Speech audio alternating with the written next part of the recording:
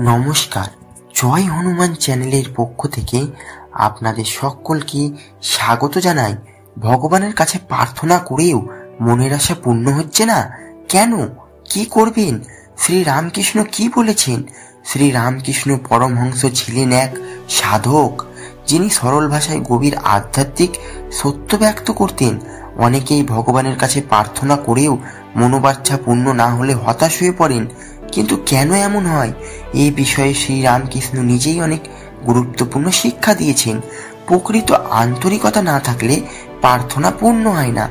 শ্রী রামকৃষ্ণ বলতেন, ভগবানের কাছে একদিন দুই দিন নয়, চিত্ত একান্ত করে বারবার ডাকতে হয়। যেভাবে ছোট বালক তার মায়ের জন্য চিৎকার করে কাঁদে, তাই সেইভাবে ভগবানের জন্য কাঁদতে পারলে তিনি দর্শন দেবেন। আমরা অনেক সময় ভগবানের কাছে শুধু চাওয়া পাওয়া নিয়েই ব্যস্ত থাকি, কিন্তু প্রকৃত ভক্তির সঙ্গে তাকে ডাকি না। যদি সত্যি আমরা ভগবানের জন্য ব্যাকুল হয়ে কাঁদতে পারি, তবে তিনি অবশ্যই আমাদের ডাক শুনবেন। ইহলোকের কামনা বেশি হলে ঈশ্বর দর্শন হয় না। শ্রী রামকৃষ্ণ বলতেন, তুমি যদি এক হাতে ভগবানকে ধরতে চাও আর অন্য হাতে সংসারকে, তবে কিছুই পাবে না। যদি আমরা শুধুই পার্থিব সুখ ও ইহলোকের কামনায় ডুবে থাকি, তবে ঈশ্বর আমাদের প্রার্থনার উত্তর দেবেন না, কারণ তখন আমাদের মন শুধু বস্তুগত সাফল্যের জন্য ব্যস্ত থাকে। শ্রী রামকৃষ্ণ বলতেন, ঈশ্বরকে যদি পেতে চাও তবে তাকে প্রথম স্থান দাও। কর্মফল পাওয়ার যোগ্যতা।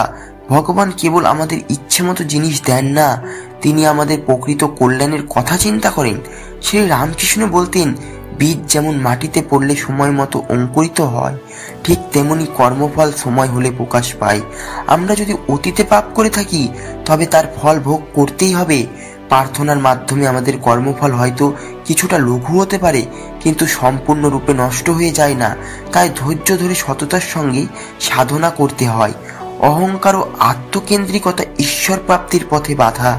শ্রী রামকৃষ্ণ বলতেন, ঈশ্বর অহংকারকারীকে পছন্দ করেন না, তিনি কেবল নম্র ও বিনীত ব্যক্তির প্রার্থনা গ্রহণ করেন। যদি আমরা অহংকার নিয়ে ভগবানের কাছে কিছু চাই, তবে তিনি তা দেন না। বরং যখন আমরা নিরহংকার শিশুসম সরল ও আত্মসমর্পিত হয়ে তাকে ডাকবো, তখনই তিনি আমাদের কৃপা বর্ষণ করবেন। প্রকৃত বিশ্বাস ও অধ্যাবসায় থাকা প্রয়োজন। শ্রী রামকৃষ্ণ বলতেন, যে ব্যক্তি গভীর বিশ্বাস নিয়ে ভগবানকে ডাকে, সে তাকে একদিন না একদিন ঠিকই লাভ করবেই। কিন্তু অনেকেই একদিন অল্প দিন প্রার্থনা করে ধৈর্য হারিয়ে ফেলেন।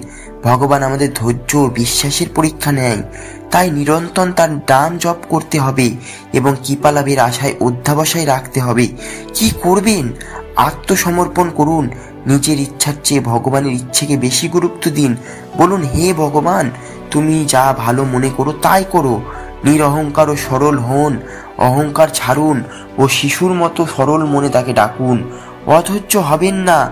দীর্ঘদিন নির্বিচারে প্রার্থনা ও জপ চালিয়ে যান। শুধু স্বার্থপর প্রার্থনা করবেন না, শুধু ব্যক্তিগত চাওয়া পাওয়া নয়, ঈশ্বরকে ভালোবেসে তার সাধিন্য কামনা করুন। পার্থিব কামনা কমান।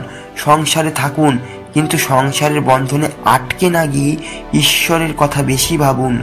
সৎকর্ম ও ভক্তি বৃদ্ধি করুন। শুধু প্রার্থনা করলেই হবে না, সৎকর্ম ও সৎসঙ্গ প্রয়োজন। শ্রী রামকৃষ্ণ বলতেন, ভগবান থাকেন যেখানে প্রেম ও বিশ্বাস থাকে। তাই মন থেকে বিশ্বাস নিয়ে শিশুর মতো সরলতা নিয়ে তাকে ডাকলেই তিনি আমাদের প্রার্থনার উত্তর দেবেন। যদি কোনো কামনা পূর্ণ না হয়, তবে বুঝতে হবে ভগবান আমাদের জন্য অন্য কিছু ভালো ভেবে রেখেছেন। তাই তার উপর সম্পূর্ণ ভরসা রাখাই প্রকৃত পথ। ধন্যবাদ বন্ধুরা। ভিডিওটি যদি ভালো লাগে, চ্যানেলটি অবশ্যই লাইক, কমেন্ট এবং সাবস্ক্রাইব করবেন।